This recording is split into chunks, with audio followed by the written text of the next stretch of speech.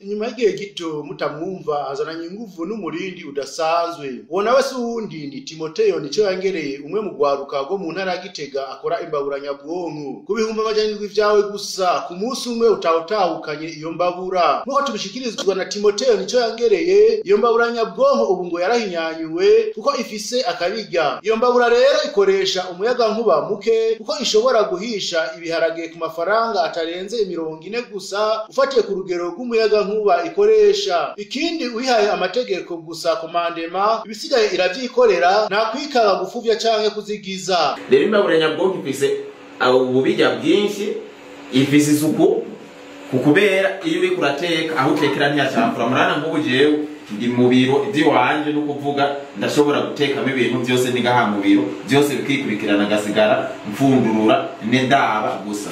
Naha murabona ngubu yuko atakintu na kimwe atagacafu na kame gashoboka, nta myotsi, nta muhisha, nta mazi, byose usanga bimeze neza. Rero ikindi imbaburanyabwonko ifise c'akarusho nuko ushobora kuyitegeka umwanya za kumaritetse kugira ize gukigira. Nukuvuga uwo mwanya uheze cayizinya, nukuvuga yuko ushobora kuyisigarana inziteka wewe wamaze ugiye ku kazi ugasiga uyibwiye ivyo uteretsemo umwanya za kubiteka ukasiga uyibwiye n'umuriro za gukoresha kuko urashobora kuyitegeka ibiteke bize gusha biryoshe nka kurya woteka ibintu mu naga y'ibumba. Naha rero twasize ko ibuto ijejwe kuregera urubeya, nukuvuga urubeya uherejemo ishimenya yuko mu kubiteka ikoresha ingufu nyinshi mu gucanira nka kurya wo gucanirije ibiragarira canke nyaba canke ukagabanura kugira ishimenya yuko ukwiye gushiramo umuriro ungana n'urya w'amakara canke ukabandanya ugabanura kugira imenye yuko iza kubiteka nka kurya wari kuri gukoresha ibisate canke nka kurya kubishitsi yo isha yimenye vyigira canke ukayitegeka yuko bikanyeza gusha yizina. Nkuba ari nk'ibintu ubona bizigiye byoca bigira ikibazo urayitegeka nkize kuvyemerera yuko bikama ibonye bigiye gukameze kwizimya canke ukayitegeka ize guca ivyumuza mu kuduza gatoya canke ukayemerera izigire mu gihe ushaka guteka ifiriti kubera ifiriti kenshi usanga zikenera yuko zumuka cyane igombye urayiyemerera. N'umurete urashobora kuyiteka ukayitegeka ikawuhisha utigeze ubugaragura. Ibindi bintu by'uburushe y'imbaburanyabwonko ifise nuko ushobora kuyitegeka niyo yizimye uwo mwanya waheze ugashwisi kuyitegetse n'ubushuhiza gucibibikamo. Namubone ibuto ari yanditse mu bibuze gushusha cyane ushaka bikamye yizimye biranditse yo gukama cyangwa gukaranga igitunguru kizigire byose biranditse ko neza cyane ukayitegeka ububanguse nukuvuga ugomba inyarutse guhisha bishe mu mwanya muto cyane yitonde.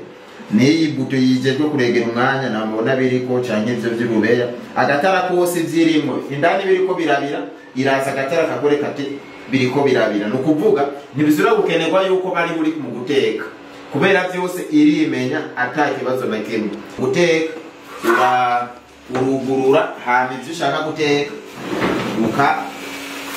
ukabitereka indani. Ushaka gukaranga urashobora gukaranga wuzuye. Ikintu cyose ushaka cyose iragikora atangorana. Ikindi naco cakarusho nuko isafuriya ntizokwigera ihera ukubera kare na kare yahera kubera byazigiye ugasanga kugira isafuriya isubire gusa neza urinze guharagura kwenga imbaburanyabwonko ntibishobora kuzigira cyane. Ikindi naho ugazikenera kuyihanagura imivyiro kwenga nta muvyiru garuka isafuriya kuko aho yitereka haguma hasa neza. Timoteyo Nicoyangereye avuga ko ibintu byateye bija imbere kuva ikigo payeje kibaronkeje miliyoni 30 ndetse kandi n'agashimwe k'imiliyoni 10 yaronkejwe n'umukuru w'igihugu ku munsi wataziriwe Inkerebutsi Day ngo vyaratumye baduza umutahe mu kurondera ibikoresho. Ubu ngo barateye intambwe bageze ku rugero rwo gukoresha imashini ariyo robo mu guteranya ubwonko bw'imbabura mu gihe bahora bakoresha amaboko. Ivyo rero vyatuma umwimbu uba muke. Timoteyo Nicoyangereye avuga ko ubu ibikoresho bikwiye n'abakozi kandi bibaye ngombwa bazokongeramwo n'abandi mu gihe isoko yoba nini kugira ngo abazikeneye bazironke ku mwanya ukwiye. Ubu rero ibyo byaranyarukije akazi cyane kuko ubu umuntu arishe imbabura agenda yitwaye kubera irobo zozo ku mwanya naho no ku munsi zirashobora gukora amakarite mera arenga 100 amakarite mera ibihumbi.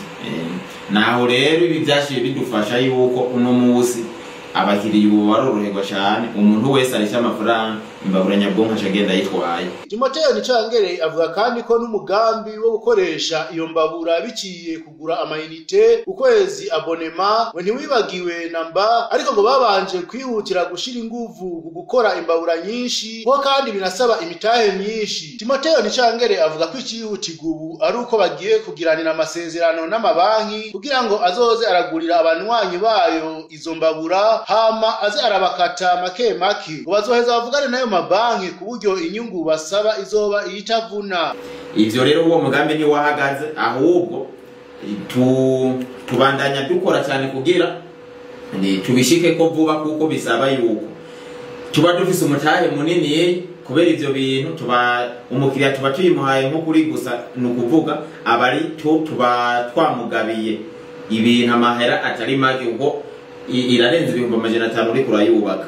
Nukuvuga rero umuntu yimuha kuri 200,000 ubufise 300 wamugabiye nyabwo azobisubiza bisaba we nawo bosanzwe wibeshejeho.